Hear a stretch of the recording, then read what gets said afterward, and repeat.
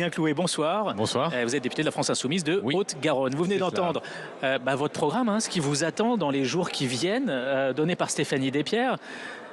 Des 49.3 à répétition, des motions de censure on va prendre la direction de l'hémicycle puisque Sébastien Lecornu monte à la tribune pour officialiser le 49.3, le premier sur le volet dépenses. Présidente de l'Assemblée nationale, mesdames et messieurs les députés, monsieur le président de la commission des finances, monsieur le rapporteur général du budget, mes chers collègues membres du gouvernement. Au terme de plus de 350 heures de débat sur le PLFSS et sur le PLF, je tiens sincèrement à remercier l'ensemble des groupes politiques qui ont accepté de travailler sérieusement à un compromis, qui ont permis au PLFSS d'être voté dans les temps constitutionnels, avec une mention particulière pour les groupes MoDem, Ensemble pour la République, Horizon et les Républicains et Liot qui ont accepté de rentrer dans cette démarche, ouvert à d'autres groupes, pour le Parti socialiste, pour Europe Écologie Les Verts et pour le groupe communiste pour le PLFSS. Pour le PLF, les choses, vous le savez, sont désormais bloquées. Le texte n'est plus votable, quelles que soient les configurations, quelles que soient les circonstances. Or, nous considérons que la France doit avoir un budget. Le Parlement ne pouvant pas prendre sa responsabilité jusqu'au bout que de donner un budget à la nation à cause malheureusement d'agissements sur différents groupes liés à l'action politique de différents groupes politiques ici qui devront en rendre compte devant les Françaises et les Français et devant l'histoire, le gouvernement engage sa responsabilité sur la partie 1 des recettes du projet de loi de finances pour 2026. Je vous remercie. Merci beaucoup, Monsieur le Premier ministre. L'Assemblée nationale prend acte de l'engagement de la responsabilité du gouvernement, conformément aux dispositions de l'article 49, alinéa 3 de la Constitution. Le texte sur lequel le Premier ministre engage la responsabilité du gouvernement sera inséré en annexe au compte-rendu de la présente séance. En application de l'article 155, alinéa 1 du règlement, le débat sur ce texte est immédiatement suspendu. Le texte sera considéré comme adopté, sauf si une motion de censure déposée avant demain 17h05 est votée dans les conditions prévues à l'article 49 de la Constitution. La conférence des présidents se réunira pour fixer la date et les modalités de discussion d'une éventuelle motion de censure. Prochaine séance demain à 14h. Questions au gouvernement. La séance est suspendue. Voilà, c'est donc officiel. L'article 49 alinéa 3 est déclenché sur le volet recettes du projet de loi de finances. Alors, en quelques secondes à peine, vous avez eu droit à des remerciements, Marie-Christine Dalloz, en tout cas les remerciements à votre parti. Et alors vous, c'est plutôt l'inverse, Adrien Cloué. Vous allez devoir en rendre compte devant les Français et devant l'histoire. Vous lui répondez quoi ? C'est assez simple, moi j'ai pas été élu pour ni être macroniste ni appliquer un programme macroniste, donc encore heureux que les macronistes sont pas contents de ce que je fais. Ce qui se passe là, c'est le passage en force, d'ailleurs comme le disent les Insoumis depuis le début, ça fait des mois qu'on vous dit c'est du blabla, de la poudre aux yeux, ça finira en 49.3 en ordonnance. Monsieur Lecornu fait ce pourquoi Macron l'a nommé, à savoir appliquer le programme économique de monsieur Macron. Moi j'ai été élu pour m'y opposer, c'est ce que je fais. Marie-Christine Dalloz, il était inévitable à vos yeux ce 49.3 ? On va partir de deux constats très simples. La France avait besoin d'un budget, c'était évident, il fallait un budget pour le pays. Deuxième évidence, c'est qu'il était impossible... Alors je vous interromps, je suis désolé, mais Mathilde Panot prend la parole, on va l'écouter et on revient vers vous. Gouvernement minoritaire, voici venu le temps du gouvernement menteur, celui qui avait annoncé renoncer au 49.3 et qui vient d'avoir recours au 49.3 pour la 29e fois depuis 2022, avec le fait de vouloir passer encore une fois en force un budget de malheur dont plus personne ne veut dans le pays. Je vous annonce donc que nous venons de déposer à l'instant même une motion de censure déposée avec le groupe communiste et ultramarin ainsi qu'avec le groupe écologiste et que nous avons décidé, dans le cas où cette motion ne passerait pas, que les deux prochaines motions consécutives aux deux prochains 49.3 seront là aussi déposées en commun avec un système de tourniquet. Ce sera donc la France Insoumise et Éric Coquerel qui présentera la première motion de censure qui sera discutée ce vendredi et qui peut-être sera la dernière du gouvernement Lecornu. En tout cas, nous l'espérons.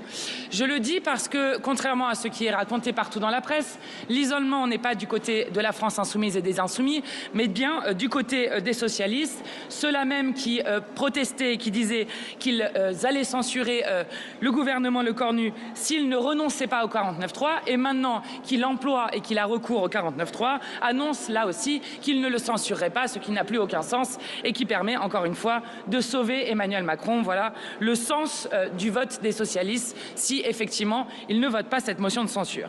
Alors cette motion, elle a évidemment une double importance.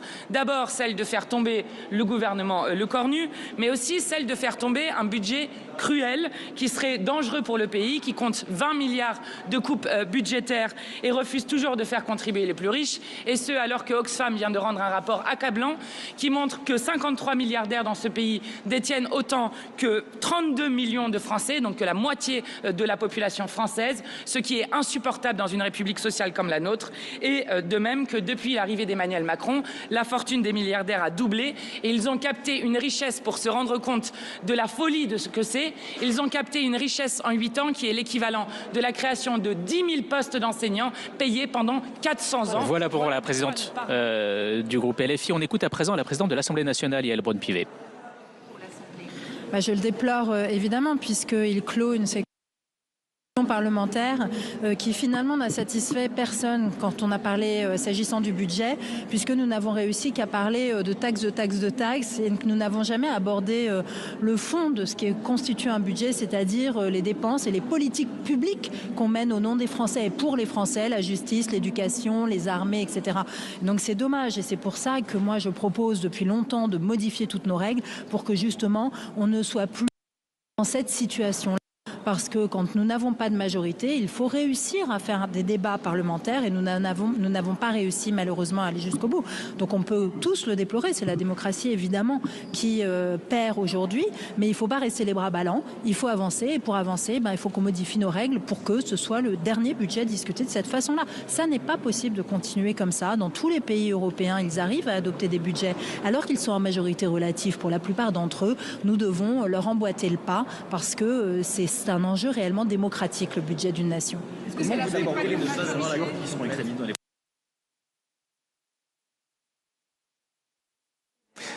Alors voilà pour l'intervention de la présidente de l'Assemblée nationale, Yaël Braun-Pivet, qui appelle à modifier nos règles pour éviter d'avoir à recourir au 49.3.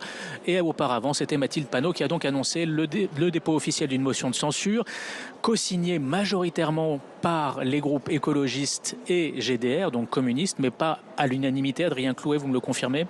Oui, je vous le confirme. Et je me tourne vers vous, Marie-Christine Dallos, comme promis, parce que vous aviez la parole et vous aviez été interrompue. J'avais commencé par dire qu'il y avait une double satisfaction, enfin, si on peut parler de satisfaction, mais premièrement, il fallait un budget pour le pays. C'était une évidence. Nous sommes bientôt à la fin du mois de janvier. Il n'y a toujours pas de budget voté. Les milieux économiques, quelle que soit la taille des entreprises, les particuliers, les retraités, tout le monde avait une légitime inquiétude par rapport au fait qu'il n'y avait pas de budget. Premier élément. Deuxième élément, je rappelle que la première lecture, c'était 5 semaines entre la commission et la séance. J'ai fait les 5 semaines pour constater que ça n'avait servi à rien.